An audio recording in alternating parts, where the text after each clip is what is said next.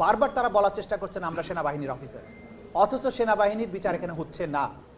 তারা যখন অপরাধগুলো করেছেন তারা কখনো সেনা কমান্ডের অধীনে ছিলেন না, সেনাবাহিনীর ইউনিফর্মে ছিলেন না, সেনাবাহিনীর ডিসিপ্লিনের মধ্যে ছিলেন না, তারা ছিলেন পুলিশ সদস্য। অথচ এই সেনা পরিচয়কে বাইরে ব্যবহার করার মাধ্যমে তারা এই মামলাটাকে সেন্সিটাইজ করার চেষ্টা করেছেন। এটা অসৎ উদ্দেশ্যে তারা করছেন আসামি পক্ষের এই আইনজীবীরা। দেখুন, আমরা যেটা বারবার বলার চেষ্টা করেছি, আদালতে অবশ্যই আদালতের ডেকোরাম মেনটেন করতে হবে, পরিবেশ রক্ষা করতে হবে। আসামি পক্ষের আইনজীবী ক্লেইম করার চেষ্টা করেছিলেন যে তিনি একজন সিনিয়র আইনজীবী, অথচ আমরা তার রেকর্ড ঘেটে দেখলাম তিনি 2025 সালে বাংলাদেশ সুপ্রিম কোর্টের হাইকোর্ট বিভাগের আইনজীবী হয়েছেন, অথচ তিনি দাবি করছেন তিনি একজন সিনিয়র আইনজীবী, তাকে রেসপেক্ট করতে হবে। দ্বিতীয় যে কাজটা হয়েছে, bar council order, Bangladesh legal practitioners and bar council order 1972 বলে একটা আইন আছে, যেটার মাধ্যমে আইনজীবীদের শৃঙ্খলা রক্ষা করা হয়। সেখানে আর্টিকেল 26-এ খুব ক্লিয়ারলি বলা হয়েছে attorney general, chief prosecutor attorney জেনারেলের পদ ধারণ করেন, তাকে সেই পদমর্যাদা দেওয়া হয়েছে। অ্যাটর্নি জেনারেল যখন কোনো আদালতে শুনানির জন্য দাঁড়াবেন তখন কোনো আইনজীবী আর দাঁড়াতে পারবেন না, তিনি তার প্রি অডিয়েন্স রাইট আছে। অর্থাৎ আমি যখন কোর্টে আর্গুমেন্টের জন্য দাঁড়াবো, সে অন্য পক্ষের যত আইনজীবী থাকুক, সিনিয়র হোক জুনিয়র হোক, আমি দাঁড়ানো থাকা অবস্থায় কোনো আইনজীবী কথা বলতে পারবেন না, এটা হচ্ছে আইন। আমি বসে গেলে তখন তারা তাদের আর্গুমেন্ট করতে পারবে। কিন্তু তারা সেই ডিসেন্সিটা রক্ষা করেননি, উল্টো মিডিয়ার সামনে অভিযোগ করেছেন তিনি সিনিয়র আইনজীবী, তাকে মর্যাদা দেওয়া হয়নি। এটা হচ্ছে এক ধরনের হাইপ তৈরি করে বিচারের দৃষ্টিটা অন্যদিকে সরানোর চেষ্টা। কারণ হচ্ছে যে সেন্সিটিভিটি এই বিচার নিয়ে আছে, বাংলাদেশে হাজার হাজার মানুষকে গুম করা হয়েছে, তাদের মধ্যে শত শত মানুষকে গুমপূর্বক হত্যা করে তাদের লাশ বিভিন্ন নদী নালা খাল বিল সাগরে জঙ্গলে ফেলে দেওয়া হয়েছে।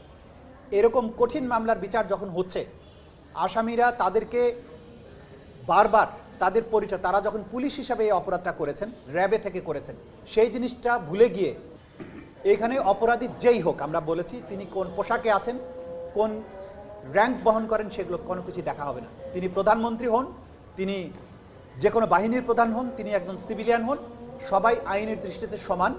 তাদের অপরাধের গুরুত্ব বিবেচনায় আইন অনুযায়ী যদি সাক্ষ্য প্রমাণে তাদের অপরাধ প্রমাণিত হয়, তারা শাস্তি প্রাপ্য হবে। সুতরাং বিচারকে বিচারের মতো চলতে দিতে হবে। অন্য আসামির বিচার যেভাবে চলে, এই গুমের মামলার যারা আসামি তাদের বিচারও একইভাবে চলবে। আইনের দৃষ্টিতে প্রত্যেক নাগরিক সমান।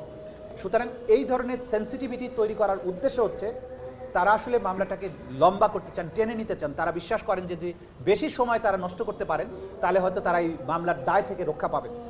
এই কারণে তারাই 3 মাস সময় চেয়েছেন। এটা আনহার্ড অফ যে এই জাতীয় আন্তর্জাতিক অপরাধ ট্রাইব্যুনাল বলেন বা এই সমস্ত ইন্টারন্যাশনাল যত ট্রাইব্যুনাল আছে, এরকম লম্বা সময় কখনোই অ্যালাউ করা যাবে না। স্পেসিফিক্যালি আমাদের আইনে বলা হয়েছে যে কোনো অবস্থাতেই এই মামলাতে কোনো অ্যাডজর্নমেন্ট দেওয়া যাবে না যদি ন্যায় বিচারের প্রয়োজনে একান্ত প্রয়োজন না হয়। এখানে আইনে সুনির্দিষ্ট করে দেওয়া হয়েছে বিচারের যখন শুরু হবে তারপরে 3 সপ্তাহের প্রস্তুতির সময় দিতে হবে কমপক্ষে। সেখানে তারা 7 সপ্তাহ সময় এনজয় করেছেন, তার আগের 1 মাস 4 সপ্তাহ এবং যেদিন ডেট দেওয়া হয়েছিল তার থেকে পরবর্তী 3 সপ্তাহ। তা সত্ত্বেও তারা এই সময়ের জন্য আননেসেসারি ক্যাওস তৈরি করে, কোর্টের মধ্যে সিচুয়েশন তৈরি করে তারা মিডিয়াতে আসতে চান। তারা এটাকে নিয়ে হাইলাইটেড করতে চান, চিফ প্রসিকিউটর প্রসিকিউশনের সমালোচনার মাধ্যমে বিচারটাকে প্রশ্নবিদ্ধ করার চেষ্টা করেন। সব কিছুই অসৎ উদ্দেশ্যে তারা করেছেন। আমরা আপনাদেরকে আইনের বিধানটা বলে দিলাম যে আইন অনুযায়ী 3 সপ্তাহ সময় তারা পাবেন, তার আগে সময় তাদেরকে দেওয়া হয়েছে। কোনো অ্যাডজর্নমেন্ট এই মামলাতে বিধানই নাই।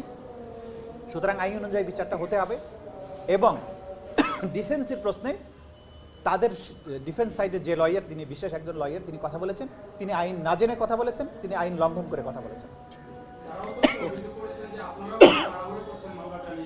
আমরা তাড়াহুড়া যে করছি না সেটার দৃষ্টান্ত আপনারা জানেন যে 3 সপ্তাহ সময় পাবার কথা, সেখানে 7 সপ্তাহ দেওয়ার পরেও তারা যদি বলেন যে তাড়াহুড়া করছি, এটা মিথ্যা অভিযোগ। এই ট্রাইব্যুনাল উইদাউট অ্যাডজর্নমেন্ট চলবে। প্রস্তুতির জন্য আপনি কমপক্ষে 3 সপ্তাহ পাবেন, আপনাকে 7 সপ্তাহ দেওয়া হয়েছে।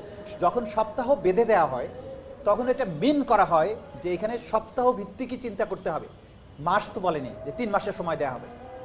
এই 3 সপ্তাহ সময়ের কথা বলার অর্থই হচ্ছে আইন প্রণেতারা মনে করেছেন যে এই মামলার বিচার অ্যাডজর্নমেন্ট হলেও সপ্তাহ বেশি হবে না। আইনের উদ্দেশ্যটা অত্যন্ত পরিষ্কার, কন্টিনিউয়াসলি ট্রায়াল চলবে, বিচার শেষ হতে হবে। এবং কেন শেষ হতে হবে এই যে জুলাই আগস্টের গণহত্যা বলেন বা গুমের মতো অভিযোগ, এই বিচারগুলো করা বাংলাদেশের জনতার দাবি ছিল, যে কারণে একটা বিপ্লব সংগঠিত হয়েছে। এই বিপ্লবের যে ডিমান্ড, এই রাষ্ট্র, এই সরকার এখন একটা বিশেষ পরিস্থিতিতে দায়িত্ব নিয়েছে, তাদের উপরে একটা প্রধান দায়িত্ব হচ্ছে বিচার করা। বিচার মানে বিচারের মতো করেই করা। সেখানে আইন যেখানে খুবই ক্যাটাগরিক্যালি বলেছে যে এই নির্দিষ্ট সময়ের মধ্য দিয়ে বিচার করতে হবে, সেই সময়ের বাইরে যাওয়ার সুযোগ তো নেই। সেখানেও সর্বোচ্চ সুবিধা ডিফেন্সকে দেওয়া হয়েছে 3 সপ্তাহের জায়গায় 7 সপ্তাহ, 8 সপ্তাহ। এখন তো তারা 8 সপ্তাহ সময় এনজয় করছেন। এরপরে আমরা তাড়াহুড়া করছি, এই অভিযোগ শুধু মিথ্যাই নয়, এটা বিশেষ উদ্দেশ্য প্রণোদিত, যাতে বিচারটা আমরা করতে না পারি। আমরা ডিফেন্সের যে ধরনের রাইটস আইন অনুযায়ী আছে সবই তারা এনজয় করছেন। তারা যদি আইনের বাইরে কোনো কিছু চান এবং সেটা যদি না পান, তখন যদি প্রশ্ন তোলেন, তখন তাদের উদ্দেশ্য নিয়েই আমরা প্রশ্ন তুলব।